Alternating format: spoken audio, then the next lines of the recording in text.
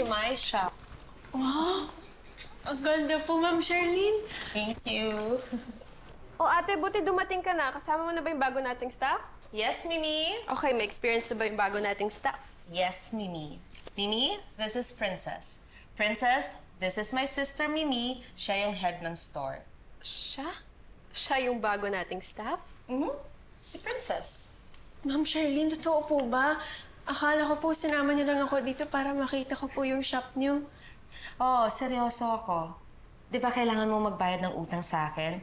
And at the same time, kailangan kong ng tulong dito sa shop. So it's a win-win situation. Practical lang, di ba?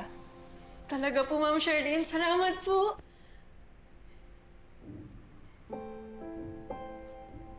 Ano ka ba?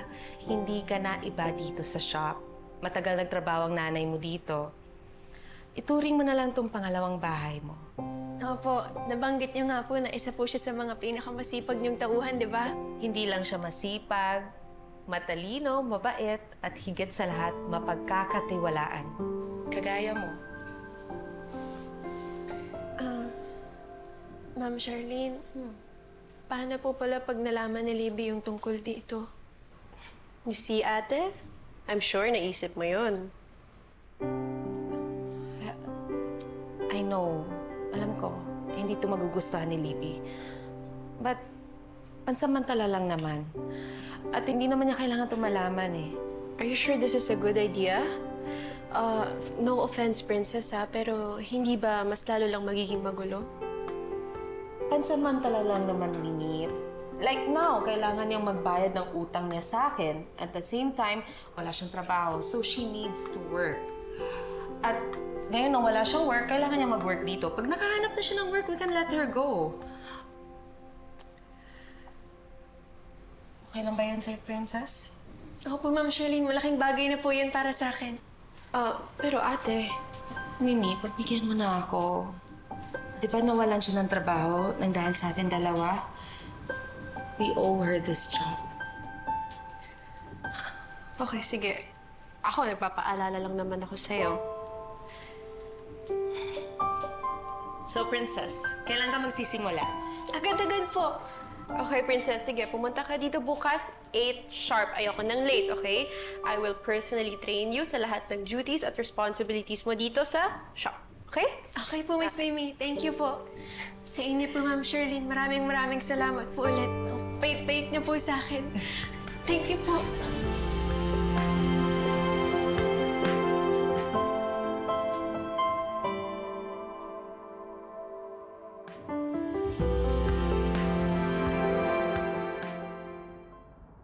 Salamat po, ma'am. Balik po ulit kayo. Sige. Princess, in fairness, ilang araw ka pa lang dito pero ang daming manang nabenta. Magaling po kayong mag-training, Miss Mimi. Naku, binola mo pa ako. Hindi, feeling ko talaga may gift ka sa sales. Bukod na masipag ka na, matyaga ka pa. Kailangan po, Miss Mimi. Napakalaki po ng utang na loob ko kay Ma'am Charlene. Kundi po dahil sa pera na pinautang niya, baka napabayaan na po si tatay sa ospital. Kamusta na siya? Yun po, nagpapagaling pa rin eh. Sana nga po makalabas na siya ng ospital eh. May awa ang Diyos, ha? Just keep on fighting. Opo. Okay? Laban lang. Laban. Work pa more para sa future. Tama. Ay, Miss Mimi, si Ma'am Charlene po, sagutin ko lang. Sige, go ahead. Hello po, Ma'am Charlene. Hello, Princess. Natanggap po ba yung mga photos na pinadala ko sa'yo? Ay, opo, kanina lang po. Yan yung mga bagong designs na bags dito na gawa sa district jail. I wanna know kung anong mga opinion mo. Sige po, ma'am. Gagawa po ako agad ng report. Thank you, Princess. You're doing a great job. I'm so proud of you. Opo, ma'am. Maraming salamat po. Kung alam niyo lang po, talagang ginagalingan ko pa para naman maging worth it po yung pagtitiwala niyo sa akin. Alam ko po na malaki yung risk nung hinire niyo ako. Lalo na po at hindi alam ni Libby ang tungkol dito. Sasabihin ko naman sa kanya, and I'm sure maiintindihan niya yon. Pagdarasal ko po yan, Ma'am Charlene. Sige. Ingat. Magkita tayo later. Bye! Sige po, ma'am.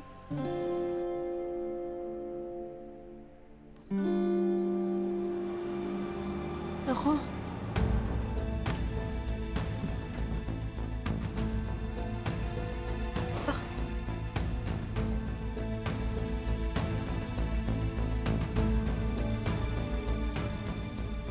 Hindi ka na pwede makita.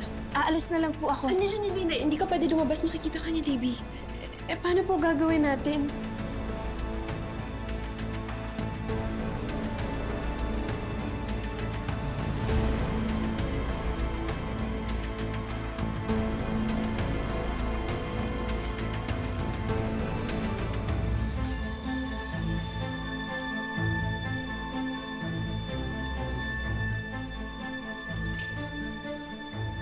Hi, Libby! What a pleasant surprise! Tita. Ikaw lang mag-isa? Yes. Why?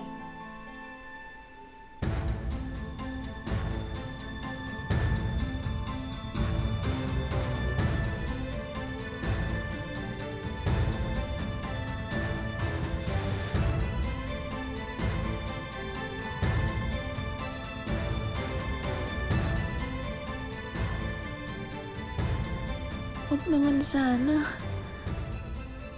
Huwag naman po.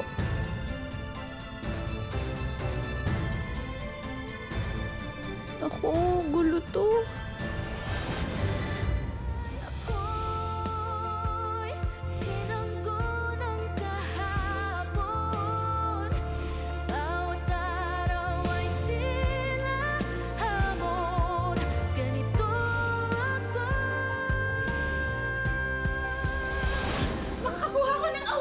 Hindi lang yan. Kailangan mo talaga magpasabog. Dahil hindi lang ikaw ang nag-iisang awardee dyan. At isa doon, si Charlene Cristobal. Aren't you gonna answer that? Ano ba kasi to? Balik mo sa akin yan. Obviously, may tinatago ka. Hindi ka ba nagsasawa sa gulo?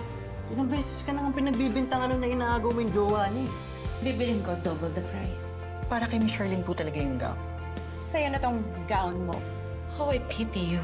Kung meron sa atin dapat kaawaan, ikaw yun. Darating ang araw, malalaman mo rin na lahat ng pinaniniwalaan mo ay base sa kasinungalingan lamang. Parang pamilyar yung mukhang yun. Si Nechi, bakit nagkakagulo? Si Charlene. Si Michelle.